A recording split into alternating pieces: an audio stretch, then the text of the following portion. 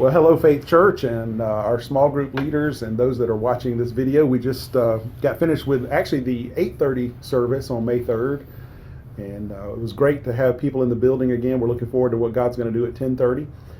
But we are talking about the sermon. The sermon today, of course, is how God's favor runs through families, how He uses the family. And we looked at Genesis chapter 5, and we looked at part of Genesis chapter 6, and really tried to bring some application of God's use of the family in extending His kingdom into the world. And so, kind of the first thought that I had as I was thinking through this is the concept of having a spiritual family, and that's our church family, but also we have the immediate families, our husbands, wives, children, grandchildren, mothers, fathers, uncles, aunts, all of those things that are part of our family line. Oftentimes, in church life, we tend to lower our appreciation for God saving the children in our church. And we've kind of spiritualized everything to the point where we think that the only growth oftentimes is what comes from outside the church. How important is it that our children are saved and discipled and catechized and all of those things? It's very important. Very important. Thank you, John.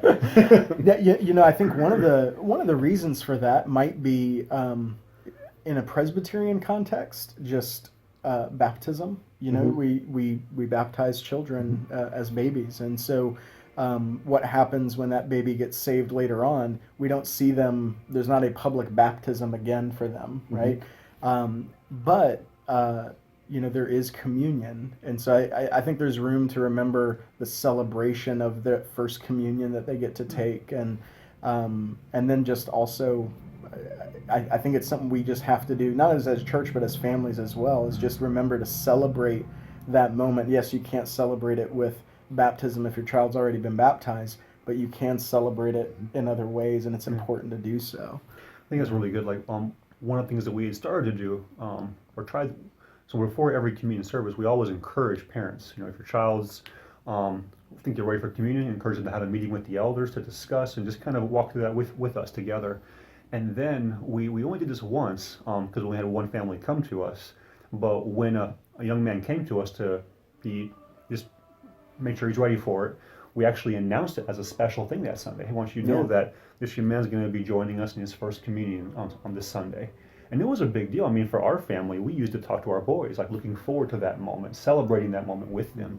So there's something about like not just us encouraging people to come to the elders, but then how do we can as a church celebrate that together? Kind of jumping a little bit though, like had a phone call this past week. We were talking about being raised in different kind of homes, and one of the people who were sharing, they said when they were raised, they went to like catechism twice a week and 3 services and all these things, and it sounds overwhelming. Then looking at my own childhood, I'm like, man, like I wish I was bathed in the truth, like overwhelmingly washed with God's truth at a young age.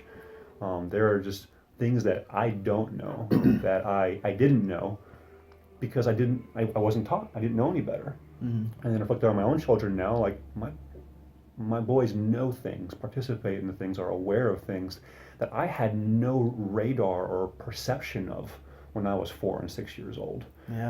Another aspect of this that we was mentioned in the sermon was really God's initiative of bringing grace, grace to individuals, salvation, grace to families. We really get this backwards oftentimes. We really give off at least the vibe, at least people on the outside of the church often think, well, you really got to clean yourself up before you come to church. You really got to get your act together. Talk about that just for a minute, and kind of what burden that puts on people when we're not really. And I think part of the problem is we tend to, as Christians, we tend to hide our sins and try to look our best when in fact we're just wretches and messes most of the time.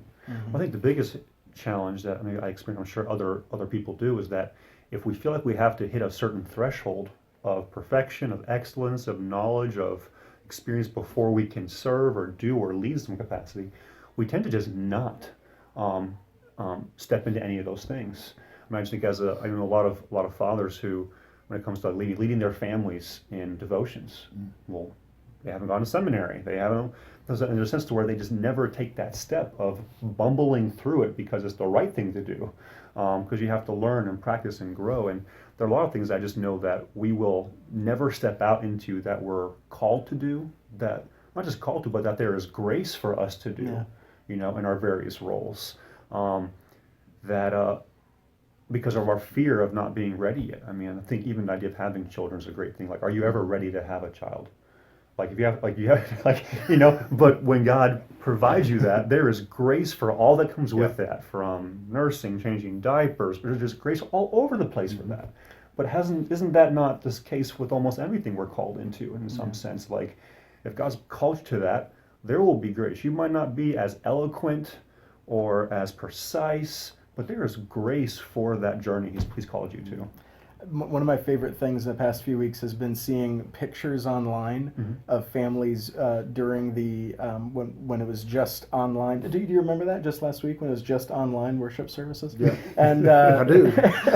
Horrible memory.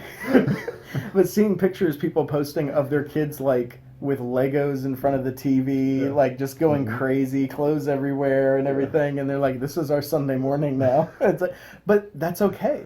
Like that. I mean, would it be great to see them all like, you know, in bonnets, sitting with their hands folded, you know, legs crossed? Like, I mean, I suppose, you know, but there's something so good about just doing it, you know. John Piper had a great word about this when it came to Bible reading. He's like, nobody reads the Bible perfectly, but I think he applied it too to family devotions, and he just said, listen, dry a campfire that's gone like wet can be lit again, but no campfire can't ever be lit again. So like, even if you only have a few twigs, like even if you're just doing a little bit of something, that could spark into something really cool. But if you're doing nothing, don't expect anything to ever happen. I kind of laid down the challenge for the men to start thinking about how do we reach the men of our community. Yeah. And so I don't have all the answers. I've got a couple of answers, but you know, God is going to do more in the heart of some men of our church who are really going to lead the way in that. And that's what I'm trusting God to do. We throw out a plug. Go beyond. Oh, sorry. There is something cool brewing that I'm aware of. So if you like to fish, there might be something brewing. And just stay tuned. All right. Amen. Okay. I hope. So let's tackle one more subject before we close the video off, and let's talk about the women, the ladies of our church, and the ladies of other churches as well, the Christian ladies, and you know, some Christian ladies are married to husbands who are not believers. So how can a woman who's married to an unbeliever work toward winning her husband? What are some ways that she can do that? You said in your sermon concerning you know, children, how do parents and grandparents deal with children who have not come to faith, or older children? And you mentioned the power of prayer. Like sometimes if you're so separated from that child, the prayer is always more powerful than anything you can say. And I think in that case, you know, that is a huge element. Women praying for their husbands is huge. I think one of the challenges that we face when we see a lack in somewhere where there should be something, whether that's spiritual leadership or whatever it might be, we feel like we have to fill that gap somehow. I know when I was a young man, I felt like I had to fill that gap in terms of being the Christian leader in my home, because I was kind of the first one to really go after that. And I was really challenged by a pastor who said, no, young man, your job is to be the best Christian son you can. The Christian son's never called to be the Christian father and mother. And it's probably a similar encouragement there for wives, or even for husbands who are praying for their wives, whatever that might be. Like, your call, your task isn't to be the other one, isn't to do the things they're called to do. Your task is to be faithful in what you're called to, and let your godliness to that thing you've been given be what draws them. Probably better than me 1 just Peter 3 through it. Yeah, 1 Peter 3. Yeah, which in essence you can turn there, but you know, as we're talking, it says by your quiet and gentle spirit, your chaste behavior, the way you carry yourself, you can win your husband without a word. Without a word. And that's just simply the way you live your life and your prayer life, bringing that husband before the throne of grace. What are some encouragements for maybe a lady who has a husband who is negligent in leading, who doesn't doesn't always step up the way he needs to step up. What are some ways that she can encourage him? What are some ways she can step in there without actually doing the leading? I don't know for all men, but I know many men are insecure about doing things they're not good at.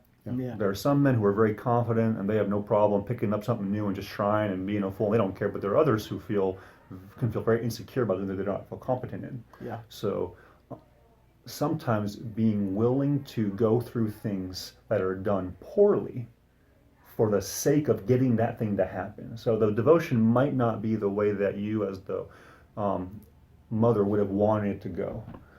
But if there's some initiative and the husband is making something happen, that's a powerful first step, and it's worth celebrating those small things as opposed to getting caught on the ideal maybe that you had in mind. Because that's the thing, right? If the husband's called to lead, it might not look the way that you would do it if you were leading, but that's kind of the point though too. It's learning to follow and husband learning to step into those roles. So trying to be encouraging and affirming of even those baby steps, to use that language, could go really far. One really helpful thing to do with these kind of questions is to find other people who are walking in the same situation you are, other women, other husbands, whatever it might be. If you're a husband, find other husbands, wife, find other wives who are either walking through it, maybe they have walked through it, and ask them to pray with you, ask them to talk with you, pick their brain. These are the kind of things that I think we suffer from because as individuals we try to solve it all up here. But God's given us a body full of people who have walked through similar things, who have wrestled through the things that we're wrestling with right now, that can really speak into that with love, with grace, with wisdom, with prayer. So if you are wrestling with those kind of questions, like my first thing would be, well, let's go find some other people who can talk, who have walked through this and see how they managed it, see how they walked through that. Yeah. That's what the body's for. So. Good stuff, guys. Yeah. All right, we're going to wrap it up and get ready for the second service. So I'm looking forward to hearing from you on your small groups this week, your Zoom groups, and how that's going, and some ways that maybe we can help you out a little bit further. So until next week, God bless.